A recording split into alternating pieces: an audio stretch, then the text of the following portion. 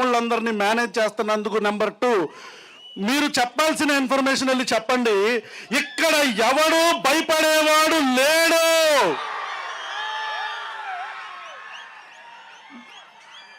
నేను క్రైస్తవుడిని కాదు, కానీ శ్రవణ్ అన్న నన్ను ఎందుకు పిలిచాడో అర్థం కాల. తర్వాత క్రాంతిబాయ్ కాల్ చేశాడు, అన్న నన్ను కూడా పిలిచాడు. తర్వాత ఇట్లా అర్థమైంది ఏంటంటే ఇది దళిత క్రైస్తవులకు సంబంధించిన సమస్య కాదు, ఇది అణచివేతకు సంబంధించిన సమస్య.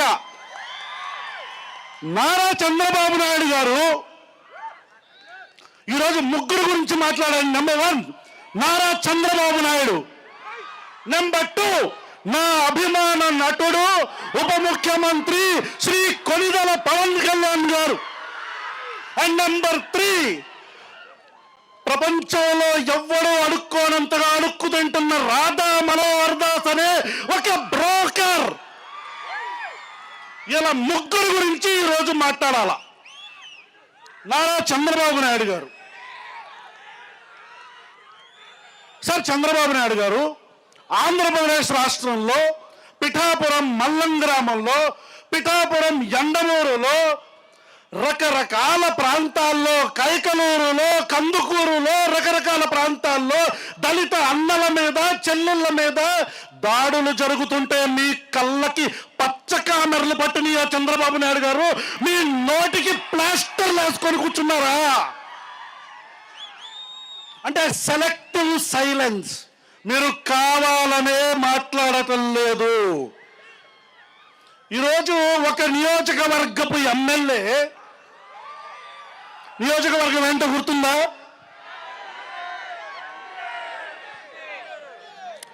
ఏంటి? ఈరోజు ఒక దాష్టికంగా అతను ప్రవర్తిస్తున్నాడంటే నారా చంద్రబాబు నాయుడు గారు మీ కళ్ళకి పచ్చ కామెర్లు పట్టినయా?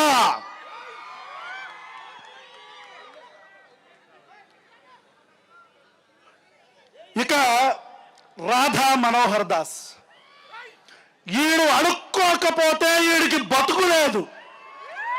ఆడు దగ్గరకు వచ్చిన అమ్మాయిల్ని గోకుతాడు, ఆడు క్రిస్టియన్ల గురించి మాట్లాడతాడు. ఈ దేశంలో రాముడి గురించి విమర్శిస్తే కేసులు పడతాయి. ఈ దేశంలో కృష్ణుడి గురించి మాట్లాడితే కేసులు పడతాయి.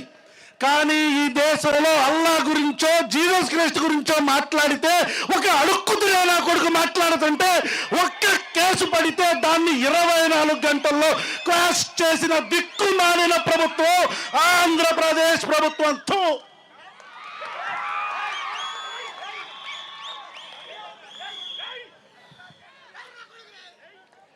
రే రాధా మనోహర్ దాస్, కొడక్క దొరుకుతావు. నువ్వు మతాల మధ్యలో చిచ్చు పడుతున్నావు. ప్రభుత్వాలు మారతాయి కొడక. నీ బట్టలు పదీసి రోడ్డు మీద తొక్కి నారతీస్తావని పవన్ కళ్యాణ్ చెప్తాడు కదా, అలాగే తొక్కి నారతీస్తారు కొడక.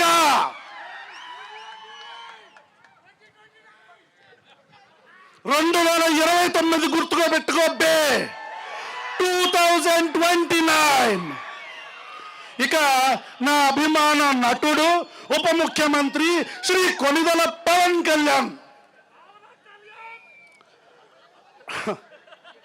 Secularism should be 2 way, it should not be 1 way అని ఊగిపోతూ డాన్సులు కడతాడు పవన్ కళ్యాణ్.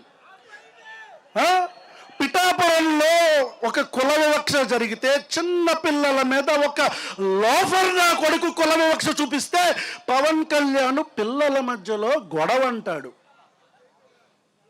పవన్ కళ్యాణ్ నా భాషని కొద్దిగా మన్నించాలి, ఎందుకంటే ఈ భాషని నేను నేర్చుకుంది పవన్ కళ్యాణ్ దగ్గర నుంచే. చెప్పు తీసుకొని కొడతా కొడకల్లారా. మతాల మధ్యలో చిచ్చు పడితే చెప్పు తీసుకొని అటు ఇటు తిప్పి మార్చి కొడతాను కొడకల్లారా. ఇది నేనల్లా, పవన్ కళ్యాణ్ అన్నాడు. అన్నాడా లేదా?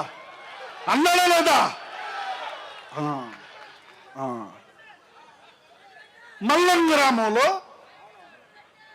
ఒక కులానికి సంబంధించి, ఒక కులం ఏంటి, వర్గాలను చెప్పొద్దు, పేరులు చెప్పండి అన్నాడు. ఇది కూడా పవన్ కళ్యాణే. కాపు కులానికి సంబంధించిన వ్యక్తులు ఒక ఇంట్లో ఒక మనిషి చనిపోతే సామాజిక బహిష్కరణ చేశారు మొత్తం మాల కులస్తుల్ని. పవన్ కళ్యాణ్ నోట్లో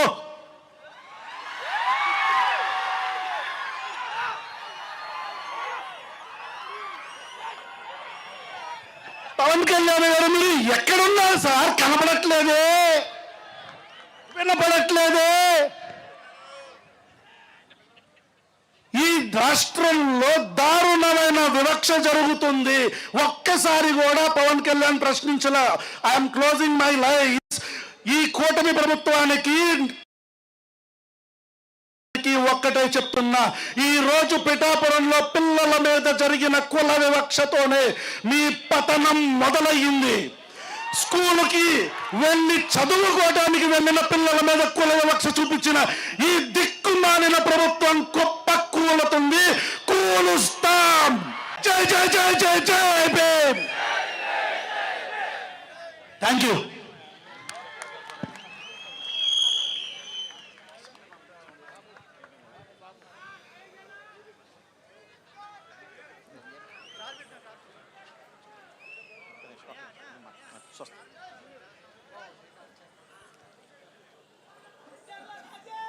మన మధ్యలో ఉన్నటువంటి రాజేష్ అన్న గారిని వచ్చి, రెంజర్ల రాజేష్ అన్న వచ్చి ఒక పాట పాడవలసిందిగా ఆహ్వానిస్తున్నాం.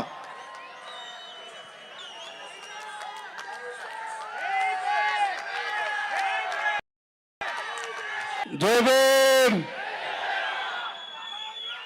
2 లార్జ్ పెగ్గులు ఒకటేసారి తాగితే ఎట్లుంటుంది? అన్నది దిగనే లేదు, మళ్ళీ నన్నెక్కడానికి నా చేతిలో మైకి పెట్టారు. మిత్రులారా, సహోదరులారా, పాట పాడతా సార్. పాట కంటే ముందు 2 మాటలు చెప్తా. మాట్లాడాలా వద్దా? Thank you. ఎందుకంటే మీరు చెప్పిందే జడ్జిమెంట్. బాబాసాహెబ్ అంబేద్కర్ చెప్పింది మెజారిటీ ఈజ్ లా అని. జాగ్రత్తగా గుర్తుపెట్టుకోవాల్సినటువంటి ఒక విషయాన్ని మీ అందరి మనసులో సుస్థిరపరిచిపోవాలనే నేను ఇక్కడి వరకు వచ్చాను. నా మీద మా క్రాంతికి తెలుసు, చాలామందికి తెలుసు. బ్రాహ్మణీయ వ్యవస్థను విమర్శించగానే క్రిస్టియన్ అని ముద్ర వేశారు. బ్రాహ్మణీయ వ్యవస్థను విమర్శించగానే క్రిస్టియన్ అని ముద్ర వేశారు. ఈ సందర్భంగా నేను అడుగుతున్నా, ఈ దేశంలో కానీ ప్రపంచంలో కానీ క్రైస్తవుల వల్ల జరిగిన నష్టం ఏంటో తేల్చి చెప్పాలి నా కొడకల్లారా. ఈ రాష్ట్రంలో కానీ ఈ దేశంలో కానీ మాకు విద్య రాకున్న ముందు, హక్కులు లేకున్న ముందు, చదువు రాకున్న ముందు ఈ దేశంలో ముందుగా క్రైస్తవ్యాన్ని స్వీకరించిన ఈ రోజు క్రైస్తవ బానిసలని మీరు మాట్లాడుతున్న ఆ బానిసలు ఈ దేశంలో బ్రాహ్మణులే. రెడ్డిలు క్రైస్తవం స్వీకరిస్తే బాధలేదు, చౌదరి వాళ్ళు క్రైస్తవ్యం స్వీకరిస్తే బాధలేదు.